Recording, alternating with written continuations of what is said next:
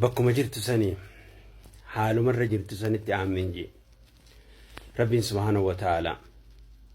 nama gartee ji'a kana keessatti milkaa rabbiin waa godhu warra gartee ibiddarraa bilisoome rabbiin waa godhu warra gartee ji'a kana keessatti araaramee fi khayrii isaan dalagan hundarra soomanaa fi salaataa fi khayrii isaan hundarraa qeebala rabbiin waa godhu rabbiin subhaanahu wa ta'ala warra gartee ji'a kana keessatti milkaa rabbiin waa godhu ji'a kana boodallee warra milkaa rabbiin waa godhu warra amatullee waggaa hunda kana soomanoos rabbiin waa godhu rizqiillee guddoo barakaa qabdu rabbiin ufaa kannu balbala khayriitillee rabbiin ufaa banu khaatima bareeddullee rabbiin ufaa kannu qabrii teenyallee caffee jannataa rabbiin ufaa godhu rabbiin subhaanahu wa ta'ala jannatarraa illee firdoos keessa wajjin waa qananiisu rabbiin bakka jirtu rabbi si haa qananiisu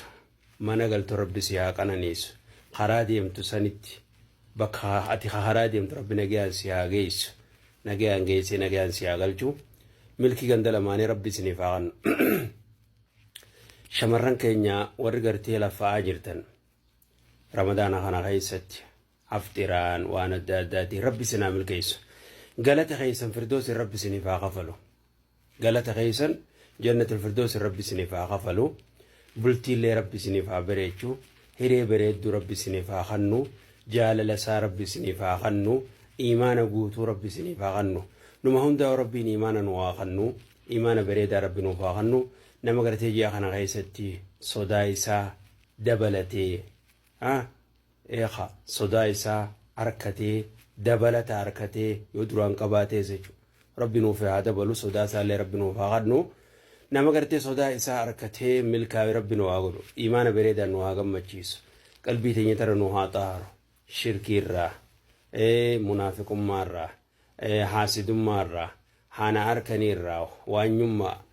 waan gartee wasaqa hundarraa qalbii rabbi nu haa xaaru tokkummaallee rabbi nuuf haa kennu hawaasa keenya biyya keenya oromiyaa keessa jirullee rabbi isaan haa milkeessu rabbi isaan haa gammachiisu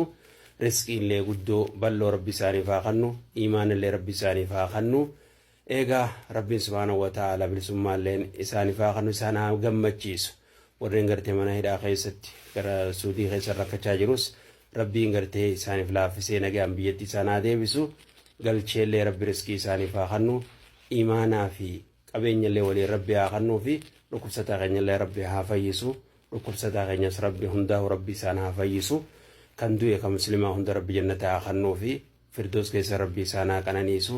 aamiin aamiin anaa fi atiis rabbiin warra gartee quraanaan milkaa'e rabbi nu haa godhu warra gartee quraana rabbiin kennee fi maatii quraanaa warra maatii gartee quraanaa teessan rabbi nu haa godhuti rabbiin subhaanahu wa ta'aalaa kan quraana barachuu jirtus rabbi si haa laaffisu yeroo dhiyoo keessa qomatti nama galfatu rabbi si haa godhuuti nama barateetti dalagu nu hundaa rabbi nu haa godhuuti egaa milki ganda lamaanii rabbi nuuf haa kennuuti